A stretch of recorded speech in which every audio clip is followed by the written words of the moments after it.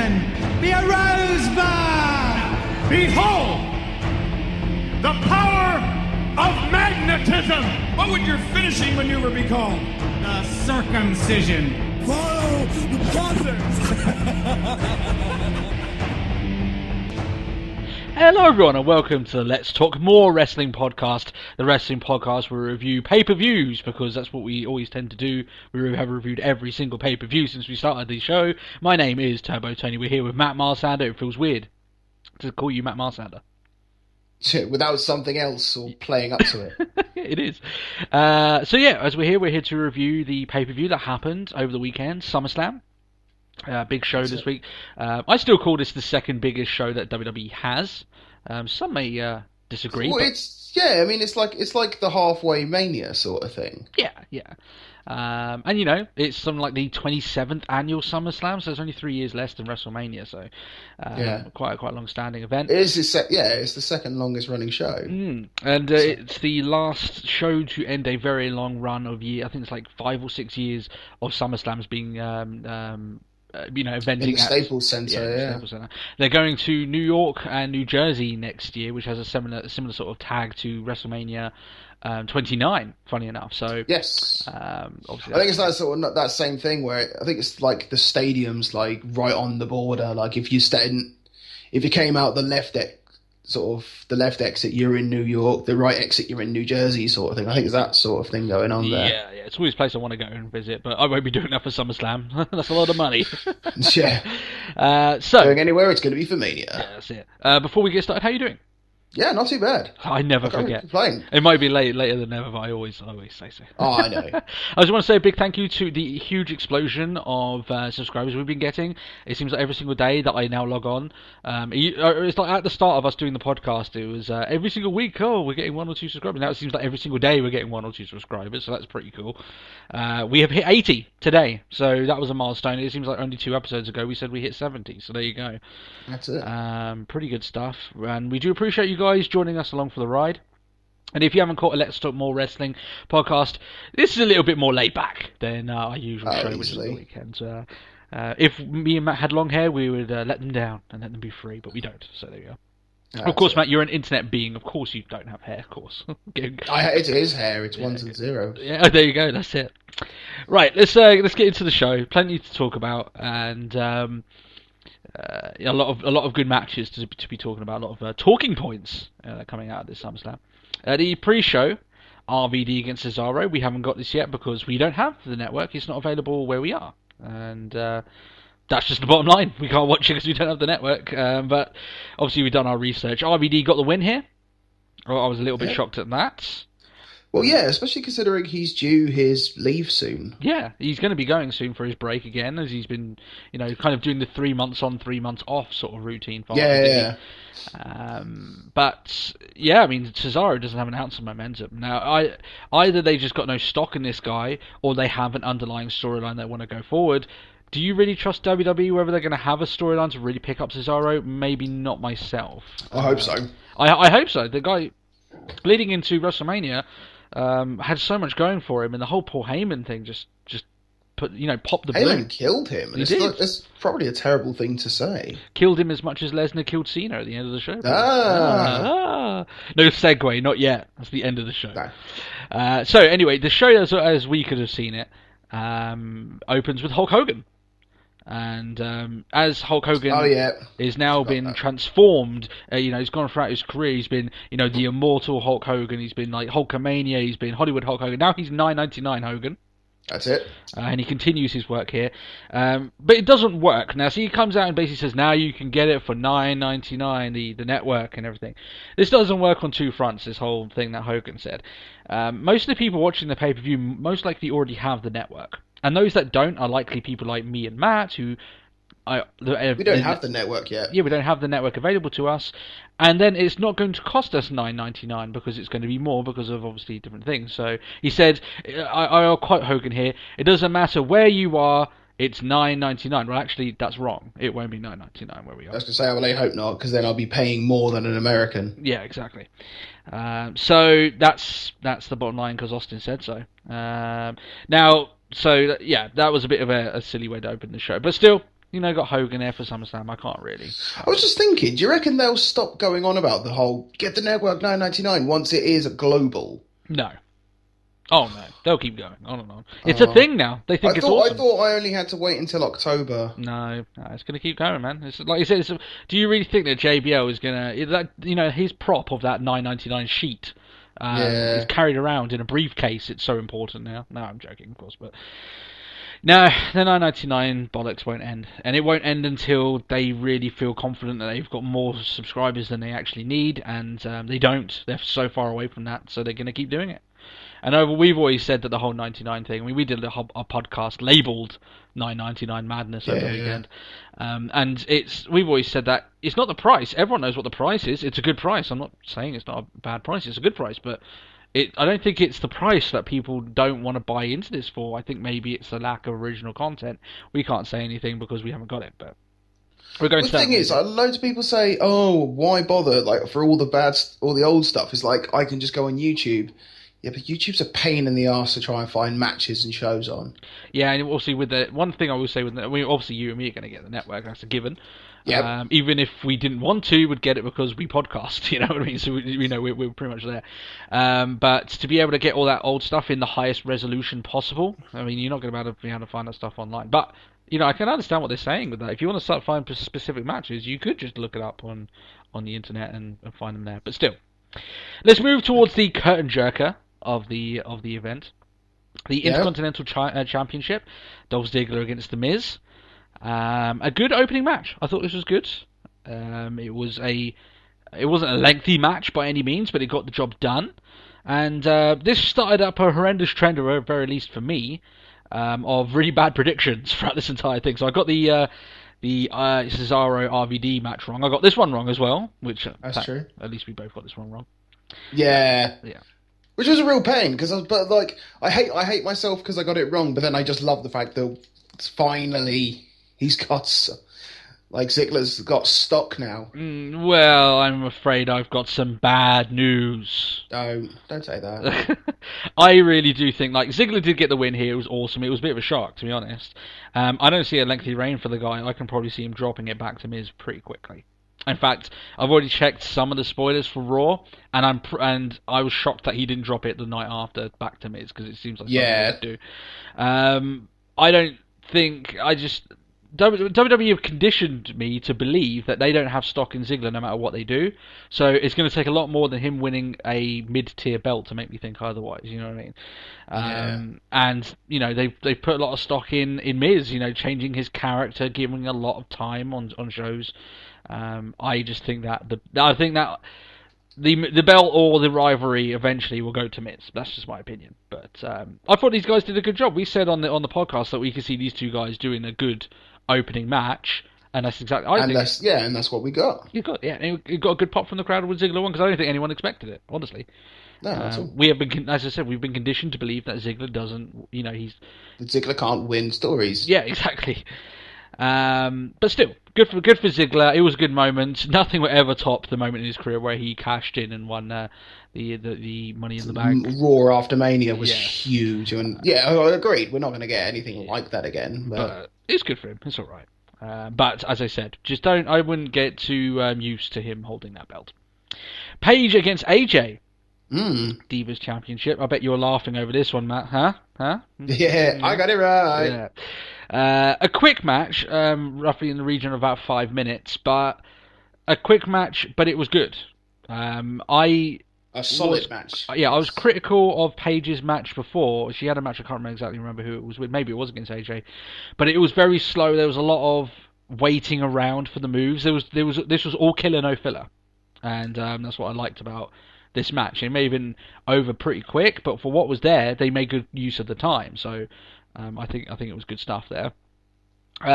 Paige, as you say, she gets the win. She's the new Divas Champion, 2-time Divas Champion already. Wow. That's it. In the space of 6 months. Yeah, exactly. And she's still 21, 22 roughly. So, man, she's got a lot of years left. 22, yes. 22, yeah. So she's got a lot of time left in her career, and to already be a 2-time Divas Champion. Wow.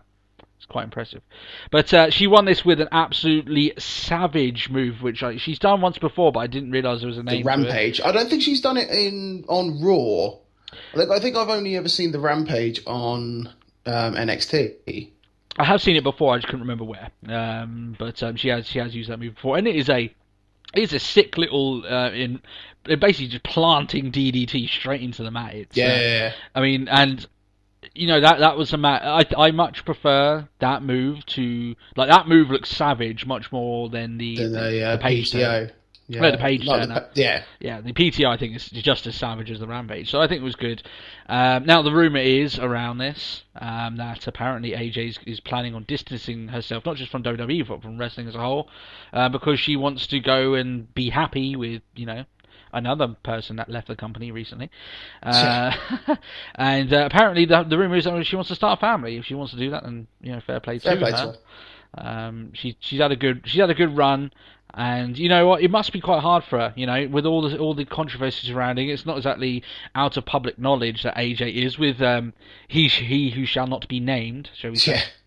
But it must be a bit awkward for her to be backstage and everything. So I can understand maybe feeling a little bit like a fish out of water. But it's been a good rivalry between these, especially considering the crowd won't let her forget.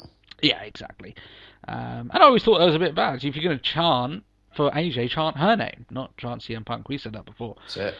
In fact, if these guys thinking, okay, it's a way for us to support CM Punk, I'm sure CM Punk was a bit pissed with his name being chanted while AJ was out there. Maybe, I don't know. But still, I'm much more confident. When we said that Paige got the belt first off, it was a bit of a fail of a reign. I'm just going to say that now. But I'm much more confident with Paige being a heel and holding the belt, and it being a much bigger success than it was the first time. Oh, so, totally, yeah. Just I think it's the one thing that we've been wanting for a while is the fact that it's just like just be heel. You're like a much better heel. Yeah, she seems so much more comfortable playing that role than she ever was playing a face. And, when you're comfortable doing a role, naturally you're going to do it better. And that's just the way it is. Maybe this is the role that she needs to be in order to do her best work. And if that's the way it's be, I mean, sure, the little kid in me wants our British champion to be the face and to, defeat all oncomers and stuff like that. But, as a person that's not supposed the case. If she's better being a heel, she's better being a heel, and I would much enjoy week in, week out watching her be that role. So that's fair. Yeah. Rusev against Swagger. Now we were talking about before. We came up with loads of different stipulations for a flag match. It could be it's a singles match. Yeah. What was it? Ones we came up with like a capture the flag match. We came up with a flag on a pole match. It could be you had to knock all the flags off the turnbuckle match. You raise the flag and things like that. You had to smoke your opponent's flag. Something I don't know. It just seemed very odd. Yeah, as you say, they just went with the most boring stip with it, which is basically it's a singles match, as you say, except at the end, whoever wins will have the flag raised. So, that being said, when I say boring, I don't really want to come out that way, because I actually quite like them having a singles match. I preferred them having that, to be honest. Yeah, rather than just some crazy stipulation that they just pulled out of nowhere. Yeah, exactly. Now, obviously, at the start, the fans were huge into this, and they had an actual regiment of soldiers coming out with Swagger. Not many of them. Not exactly the marching band. It's not a Cena entrance. But... No, but it was a good one, and it got the fans into it. And I thought it was quite good that when Rusev attacked Swagger at the very beginning, and Swagger got the better part of him, he locked him in the Patriot Lock. Throughout the entirety of the match, Rusev sold it like a champion. He wasn't running on it, he wasn't stepping on it fine. He really sold that his ankle was absolutely fucked, and it was good stuff. If there's one thing he did, in that match well, and that was just sell the ankle. Yeah, he did. Maybe he's been taking tips from Dean Ambrose, but he was slapping his leg trying to get it working back again when he's trying to put the accolade back on. Yeah. He looked like he was in more pain putting some moves on than Swagger here, and it was good stuff. I enjoyed it. I think this match would have been better if it was the first match in their feud. But there we go. That's the way they decided to book it. It was still a good match. It's still hot. Rusev gets the win after Swagger passes out. Not nearly as memorable as Austin having blood draining down his teeth against Bret Hart at WrestleMania 13. But why should I ever think that match should ever be topped in the future? And why should you ever imagine anyone bleeding? Yeah. Well, Mr. Lesnar is around, so, still. True. But Yeah, good stuff, and it would be weird for Swagger to tap out after all this. It's a decent enough finish for him just to pass out. Gives Rusev the win, and goes on from there. And it gives Rusev the win. And it's not a sort of you gave up sort of thing. Yeah, exactly. Now, do I think this was done to save Jack Swagger? No. I don't think they really care how Jack Swagger comes out of this. They just don't want it would make no sense having this guy who loved America, who was fighting for America, tap out like a bitch in the middle of the ring. It just wouldn't work. And they, obviously, Rusev, after the match, gave Zeb Coulter the lightest of kicks. It wasn't really a punt, shall we say. Oh, yeah. But still, it worked. The gentle tap. That is the end of Rusev and Swagger. Rusev has moved on to something else, but we'll cover that obviously as we watch Raw. But yeah, this some rivalries don't need 3 matches, and I don't like the general general rule is when a feud happens, we'll give them 3 matches on 3 pay-per-views. Don't have to do that. If it's over, it's over. And we said obviously throughout the month that we knew that they were running out of ideas because it was showing up on the screen that way. So another month of these guys rivaling would probably tank pretty quickly, I'd imagine. Definitely going that way. Yeah. Best match of the night, in my opinion, goes to Ambrose and Rollins. Yes. And I don't know why I ever doubted the stipulation. Well, I know why we doubted the stipulation, because historically, most lumberjack matches suck. Yeah. I thought if there was ever a match that you could say, okay, say to a friend, this I've got a wrestler that I like called Dean Ambrose. I'm going to show you a match that perfectly encapsulates who he is. It would be this match. He was all over the place, frantic, chaos everywhere. We said obviously before that the stipulation would probably be a detriment to the match, but it actually played into it fantastically, more than I ever thought. Whoever booked this match should give themselves a pat on the back. It was done really well. Yeah. Now the whole story of it is that obviously these lumberjacks are supposed to contain the fight, that they're supposed to keep them in the ring, and the whole thing about the rivalry is so fierce and such a blood feud that even the lumberjacks can't keep these guys from going all across the arena and battering each other. And I thought that was really good. And it played into it, and like everyone fell foul to both Ambrose and Rollins. It's literally just like, even if there was one moment where it was up by the ramp, Ambrose was in the corner, just Rollins was in the middle of the group. It's like, meh, you're all going down. Yeah. But yeah, it was good stuff, and I liked how at the end it literally just deteriorated into an all-out frenzy. Like, it ended up turning into basically a battle royal. It looked like, with everyone getting thrown out of the ring, people fighting each other randomly, and it delivered. I mean, when Ambrose and Rollins were just on their own in the ring, it was fantastic. There's a few good spots here where Ambrose used the curb stomp against Rollins. A nice moment where basically he looked like he didn't really want to do it, maybe, because obviously, at one time he considered Rollins a brother of his, and they fought hard together, but obviously, that was all put aside as Ambrose stamped on his head, and that's the way it goes. Rollins selling into next week, man, that guy's he's stamped his bump card for a good few years by now, man. He's been doing good. He sold a clothesline from Ambrose and made it look like $1 billion, not $1 million. Jesus, we flipped all over the place. Do you remember that? Oh, what? Off the sort of spring back, sort of like the bounce off clothesline. Yeah, he does. Yeah. Just the flip was just amazing. You showed me a clip of Adrian Neville selling like a motherfucker, and man, this was almost as close to as good as that. But I still think Neville was better. But still, it's madness. It's good stuff. And also at the end, Kane comes out and basically. Kane came out quite early on, like when it first spilled out, when sort of like it was no longer. When the lumberjacks could no longer contain, because it was Kane that sent them after him. Yeah, they all. It was just like poor Sin Cara, just like, come on, let's get this all done, back in the ring, and what does Rollins do? Just kicks the shit out of him on the steps. Well, he botched as a lumberjack, so there we go. That's the way. Yeah, so did everyone. Yeah, exactly. So.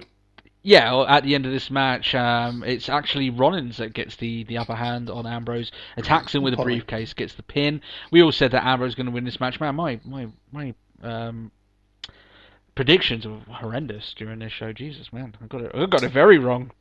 Oh yeah. Now I got the rest of them. Well, no, I didn't get the rest of them correct. Jesus, I'm looking down the list. I got one other wrong. I was about 50-50 on this show, but still, I think most people did think that Ambrose was going to win. It doesn't look like it's going to be the end of their storyline. Like I said, I haven't seen Raw, but I'm looking forward to Raw because apparently it's a Falls Count Anywhere match. Yes, they're continuing their feud. This is one feud that I think has still got some steam in it. So if you want to go third match, go third match. They hardly had a first match anyway, so I still think it's fine. It's just they've been fighting each other for a long time now, and if they keep it going too long, it could get past the peak. And that's my problem with that. Maybe go for one big blowout match. A lot of people are saying Hell in a Cell, but we got Night of Champions before that. I don't like the idea of having 2 months of waiting for these guys to blow out their feud. I'd want it to be done roughly in the next few weeks. Well, unfortunately, I have ruined part of Raw for myself. Let's not ruin it for everyone else, shall we? Yeah. So, Rollins gets the victory, and obviously it wasn't a clean victory, but I found, I mean, Ambrose has, in terms of wins and losses, and sometimes that doesn't completely matter, but if you keep losing, it does. Ambrose hasn't had many wins as a singles competitor. He's lost against the likes of Orton, now Rollins. He's not exactly untouchable in terms of in the ring, and he was a very hot prospect. I'd hate to think that the fans start losing interest in him because he's losing all these matches, but there's still time yet. They can make it work. But it would be disappointing, but I don't think I don't think the crowd will lose interest in him. No. Because he's regardless wins or losses, he's just entertaining. Yeah, and he's been involved in some, like, for instance, like on that horrible week of Raw that we did 2 weeks ago. He had probably the only entertaining segment on that show. Yeah. So he does good stuff. But like I said, I just worry that we call it the Ryback effect. You make him lose too many matches, people will eventually, the gloss will eventually dissolve off this guy. That's it. So there needs to be... Suddenly it's just like, oh, is it really good? No, he'll just lose again. Yeah. I don't have too much of an issue with Rollins winning, but there has to be a payoff for Ambrose. Somewhere, somehow, there has to be a way for him to get a big payoff. So, Bray Wyatt against Chris Jericho. Jericho sporting a new jacket. Debuting it. And a very nice jacket. Very indeed. nice jacket, yeah. It must have cost quite a fair penny, though. Yes, I mean, I don't know if you've heard sort of like the sort of price mark his original jacket was in. Yeah. Because on his podcast, on one of his episodes, I can't say for sure, I can't remember, but he talks about the jackets, and he actually said when he came back to WWE this time, he only had one jacket that was working, and that wasn't even working to a full extent. Part of it was broken, so it just probably made sense for him to go out and get another one. But they're all prototypes. These aren't stuff that he saw a rock star using it. He is a rock star, but he saw someone else using it and thought it would be cool. These are all prototypes. No one else has got these jackets apart from Jericho. So, and you can see the wiring just coming out underneath. I don't know if you caught that as he's walking out. The wiring is sort of underneath. So it's all just, it's not. I didn't pick up on any of the wiring, but it's sort of the amount of times it's like, oh, and there he is, and it's just like half of it's just dead. Yeah, exactly. But this was good stuff, and obviously Wyatt coming back in. He was wearing. I think we've had like the best Wyatt lighting that we've had in ages. Yeah, this is probably the best it's going to be for a while. In my opinion, anyway, it was good stuff. But he comes out. He's not wearing obviously as much flashy stuff as he was doing at WrestleMania, but he's wearing a Texas Chainsaw Massacre sort of apron. Yeah. Weird thing. But it's a good match. This is better than the match they had before. Oh, by far. And it's like even sort of like the whole "you can't kill me, Chris, I'm already dead" sort of thing. And it's just like, oh, it's gold. Yeah, there was a lot of good stuff between just these guys. Just mind fuck Wyatt, and we love it. He's good in that role. And a lot of stuff in this match reminded me of the absolutely excellent match he had with Bryan. Now, this isn't up to the quality of that match, but it was still very good. It was very entertaining. Definitely, yeah. It wasn't a showstopper. It didn't steal like the show, but it was good. In fact, the running theme of a lot of these matches is that none of them really are of a low quality. At very least, you've got a good match worth watching. So I think it made an overall good pay-per-view. We'll review at the end, obviously. Yeah. But Wyatt gets the victory here. We said that would happen. Now WWE have a choice. I think they are going to go for another match. But if they didn't, I'm fine with that as well. I think that Chris Jericho is coming to obviously to rival with Wyatt, and if they want to get one more match, like the deciding match, considering they've won one each, that's okay. But to constantly keep having singles matches, I think they have to up the ante eventually. This is the perfect time to up the ante. Stipulations. This is why I use stipulations, to end a rivalry that both these guys seemingly can't be decided because they keep sharing victories. That's the way it goes. Stephanie McMahon against Brie Bella. I would say this is the co-main event. This has been heavily not just advertised, but heavily, a lot of time on the shows. It's been endorsed by WWE quite a lot. This rivalry. Oh, this one's been pushed a lot. Yeah. Now, one thing I have to say, Stephanie's ring gear looks pretty good. I liked her ring gear, even though it looked a little bit dominatrix-y. It was there. I saw a comment on Facebook afterwards, and it's like, "Yes, mistress, I will buy the network." Yeah. Well, if she comes with a network, I'll buy one of them. Let's just say she was looking good, Stephanie, and for all intents and purposes, she dominated the match from the outset. Definitely, yeah. She was bumping to a degree that you wouldn't expect that a woman who hasn't wrestled a match in almost a decade would be able to do. She was rolling around, doing the moves, doing them pretty well.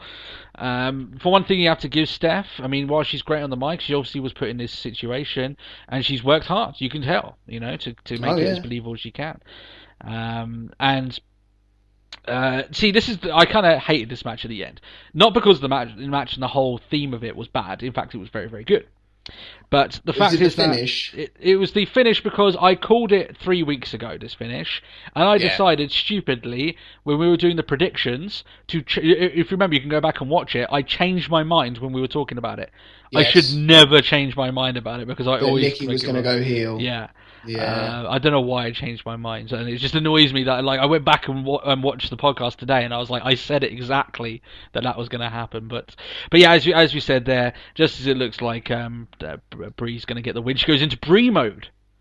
Makes me wonder what her normal mode is called, but still.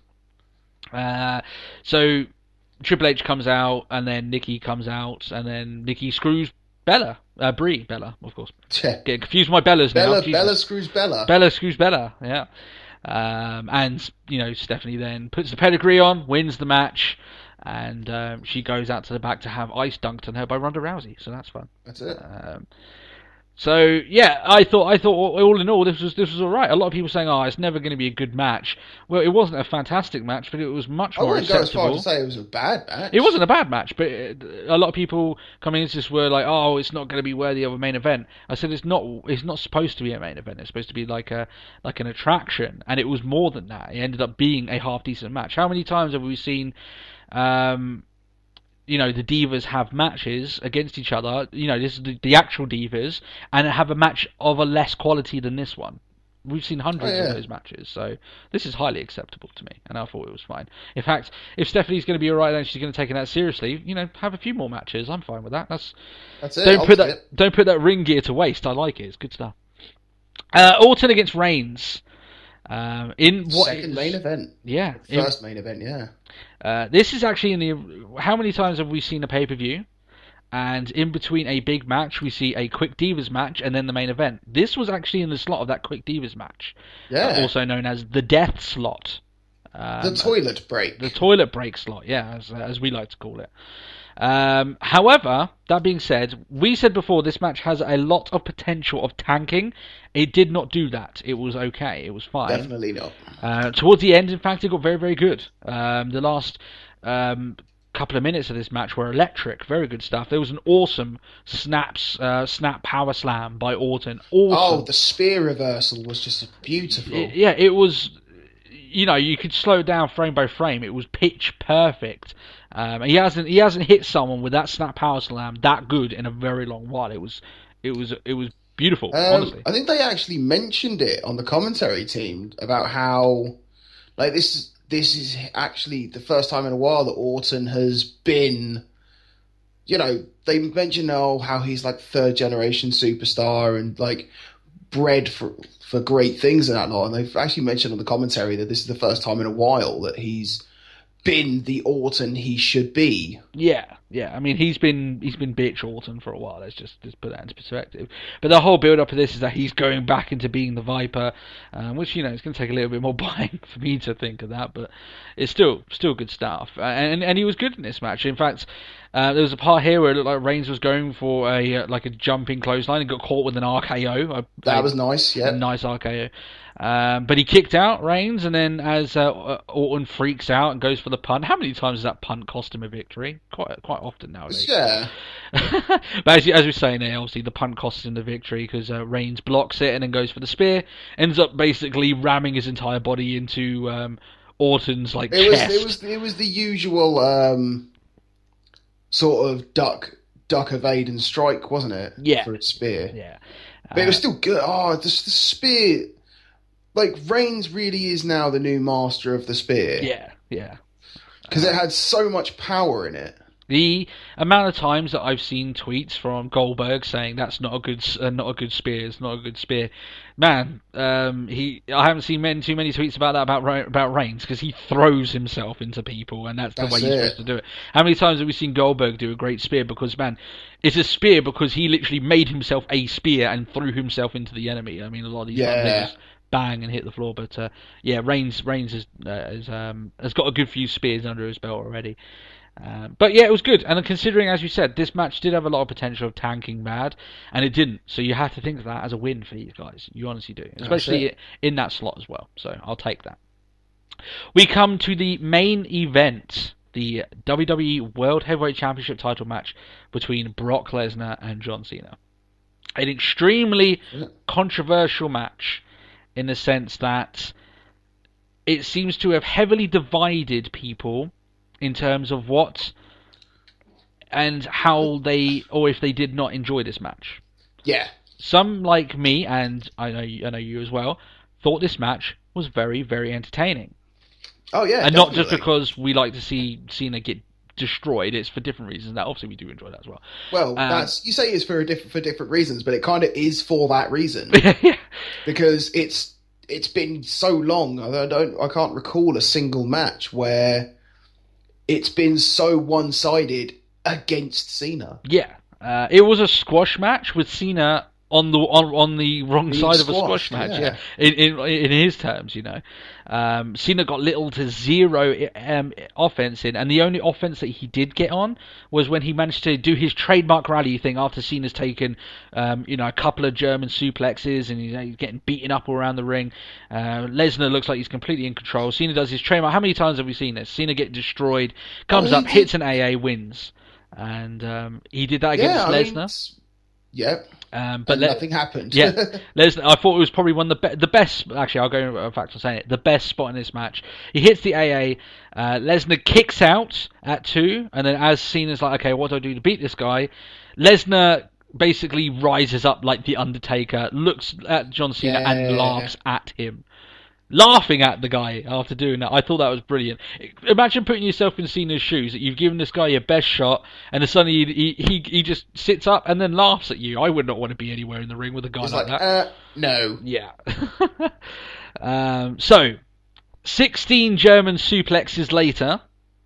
Yeah, I know. A lot of German suplexes. A lot of people are pointing to this for a reason why the match was, to quote, boring. I think the German suplexes in their own told a story of Cena just not being able to even stop Lesnar from throwing his ass all across that ring.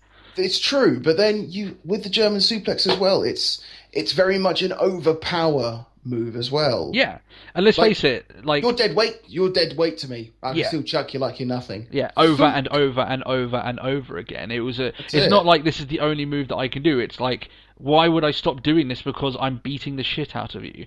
And it wasn't as if any of these German suplexes lacked any sort of impact. All of them looked fucking horrendous. In terms of all of them had damage. power. They all looked very convincing. Brock Lesnar isn't here to show us how good he is technically in the ring. He's here to try and blur the lines between the legitimacy of wrestling. He's trying to, Lesnar's here to make you think that he's legitimately beating the living crap out of John Cena. And in that sense, he blurred those lines pretty damn well.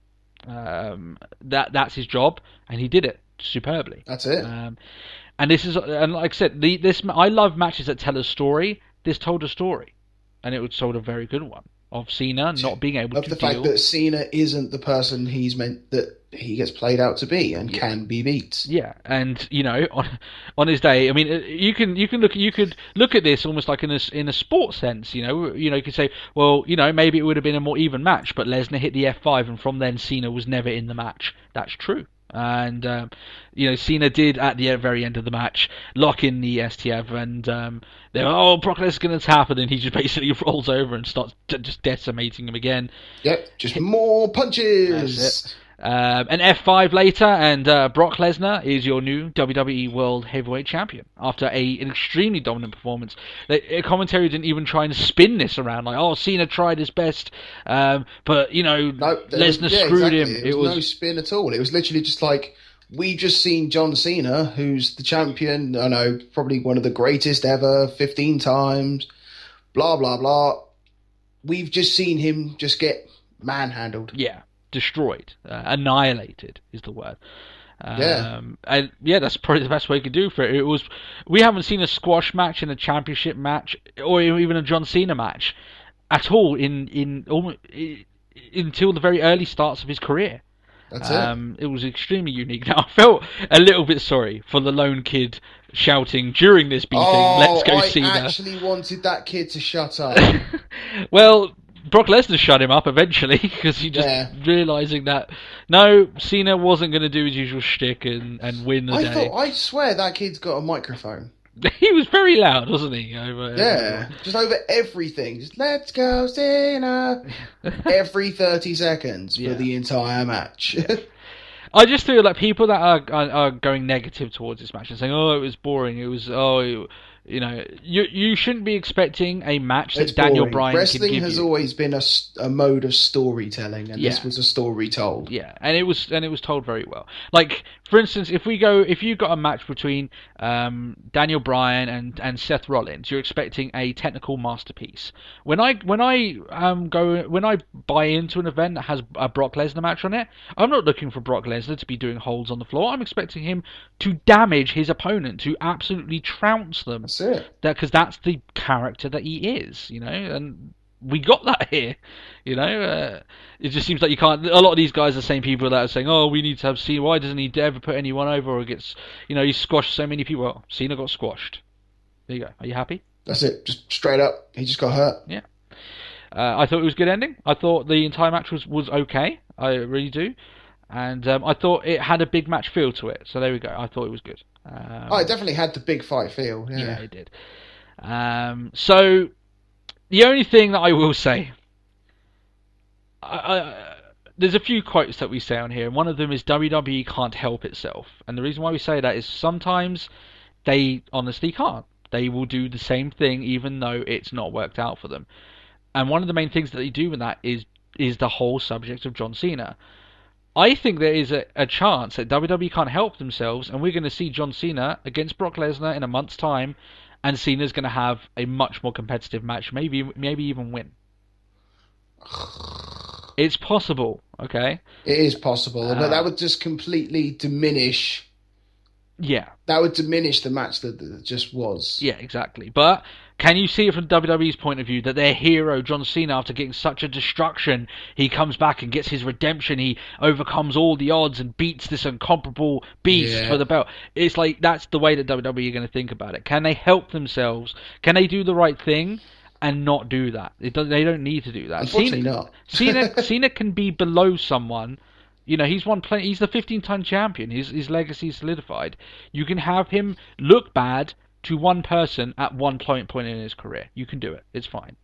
But I just get this nasty feeling that in a month's time we're going to see Cena back with those belts, and he's going to have a victory over Brock Lesnar. I sincerely hope that isn't the case. Yeah. Now I've said it to you, Matt. Are you Unless worried it's going to be that sort of like a stipulation match to even the odds sort of thing. I don't know. It worries me because, like as we said, it wouldn't be the first time WWE has had a really great moment and then fluffed it the month after. Yeah. We've seen it happen countless times. Hopefully now we can have a new challenger for Lesnar. Or maybe the long build up towards. Apparently, the rumor is that they want to build up towards either a Rock versus Lesnar match or a Reigns versus Lesnar match. Personally, I want to see Reigns built up in these.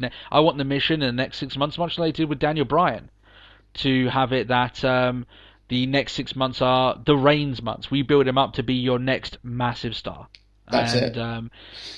Like a lot of people say, oh, okay, they're doing exactly what they did with Daniel Bryan. I guarantee you, if Daniel Bryan wasn't injured, he'd be much more prevalent in what's going on now. In fact, he may have been the one fighting Lesnar. We don't know that. That's it.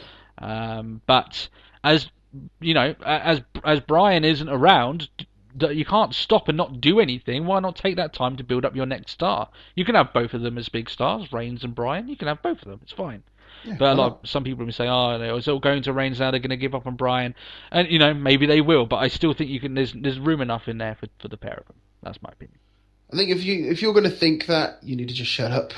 What does WWE need more? Oh, they've given up. No, they haven't given up. Yeah. Unfortunately, the guy was injured, and it's something that just couldn't have been helped. Exactly. WWE need more big fight feel matches like this, and they need to stop relying on John Cena, Brock Lesnar, and The Rock to be able to give them.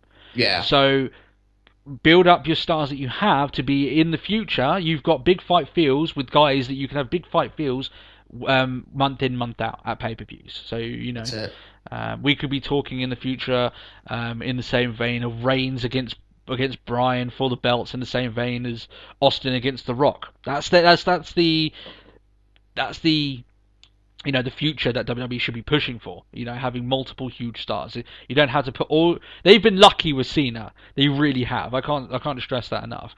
That guy hasn't been more permanently injured, or he hasn't been more egotistical like a Hulk Hogan and leave the company for more money, or like do what Brock Lesnar did, which is leave wrestling in its entirety and go away for years and years. They've been very lucky that Cena has been their been their guy for so long. That's and not going away. So in turn, let's get back to our subject. We always do this. We always get away from it. So SummerSlam, was it worth the $9.99 that it was printed on?